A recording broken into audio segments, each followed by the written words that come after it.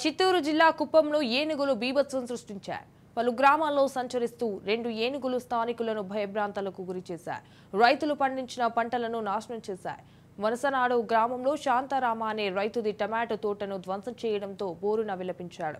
ఏనుగుల బారి నుండి రక్షించండంటూ అటవీశాఖ అధికారులకు సమాచారంతో ఏనుగులను బెదరగొట్టి రోడ్డు మళ్లించారు.